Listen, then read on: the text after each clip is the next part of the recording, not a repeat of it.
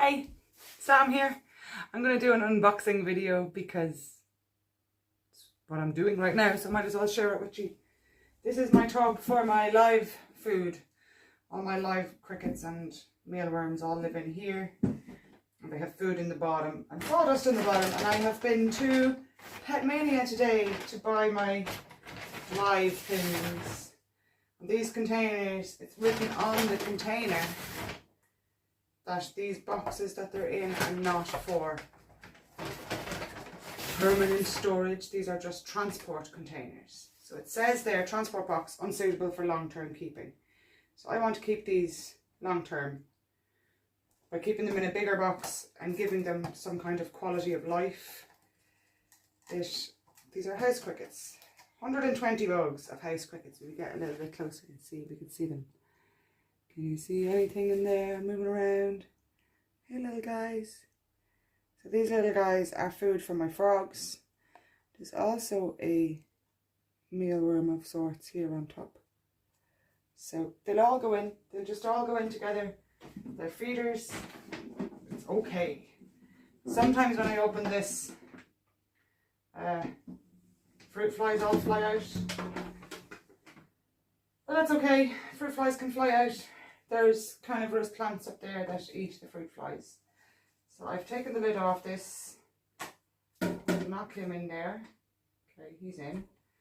And I lift the whole thing in. Because the way these work is underneath there is where all the crickets are living. So that's one thing of crickets.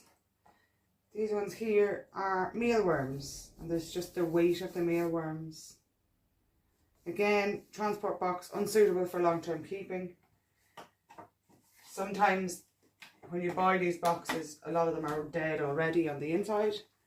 And you can see here all the mealworms, and some of them change into beetles. These will grow into beetles. They'll change into a different type of larva, and then they'll be a little beetle. But aren't they just delicious looking?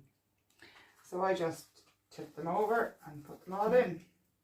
Sawdust and all, everything, all goes in. And I keep the transport boxes because these boxes are handy for, well, there's something there sort of in a bit of a cocoon. So it's really fascinating to see the life cycle of these insects and how they change and how they morph. Some of them change into full-blown moths, which is great because the frogs will eat the moths as well. So these ones are house crickets, 70 bugs in this one. So I don't know if you can see there on the side, there's not 70 alive bugs. A lot of them are dead. So what I might do is just lift the cardboard egg carton thing out, and then the dead ones can be fed to my goldfish. So now I keep the boxes because the boxes are really handy for gathering up a few in here and sprinkling in the calcium powder and then shake it around in this box. So that's why these boxes are very handy for calcium coating them.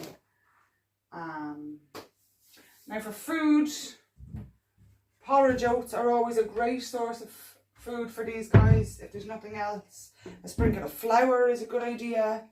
And then all kinds of natural stuff, like I can give them a bit of parsley from my parsley plant. I can give them some carrots, even just some grass, like greenery, whatever.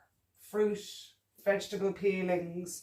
I avoid citrus, so I won't put any oranges or lemons or limes or anything like that in there. I wouldn't put pineapple in, but I would do apples, pears, plums, the skins of all of those things, the skins of carrots, potatoes, any sort of vegetable matter at all is that they're quite happy to eat.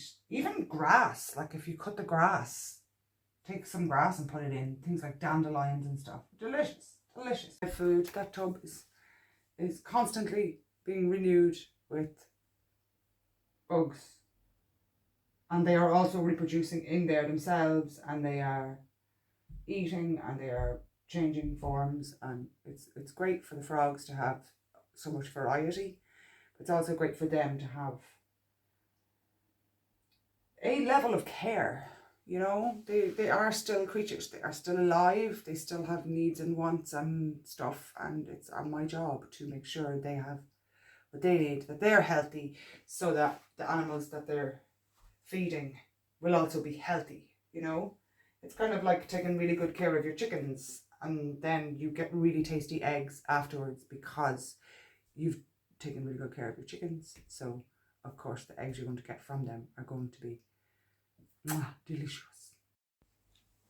Hi, I'm gonna do the calcium sprinkle now. Oh, when I'm doing these live food, I always feel like something's crawling on my toes, and it freaks me out. There's nothing crawling on my toes. I know I'm good. I have this lid to stop that rise of fruit flies. We've also added in some nice lettuce. So I fed one frog already. I'm going to put a few mealworms on the bottom. I'm going to lift the tray and knock it so that some fall in. Nothing really fell in that time. Leave that tray down so. Hey, little jumper. Okay, they go in and they bloody come out as quick as they go in. So lid goes on. No, get down. Get down. Ah! You big hoppity feck, you. Now, just like that. Easy as that. And I'm using calci dust for reptiles and amphibians. I'm going to pop the lid. There's a little spoon in it somewhere. We'll just do the sprinkle side. We're not doing much because there's not that many in here. So I'm going to just lift the lid at the side and then dusting of calcium dust in with the creatures and then roll them around in it. It seems kind of cruel, I know. I wouldn't like that happening to me, but I'm kind of seasoning them so when they get out, they'll also be eating the calcium. So they're still alive, they're fine, they're just coated in calcium. So at the bottom of his tank, I'm going to open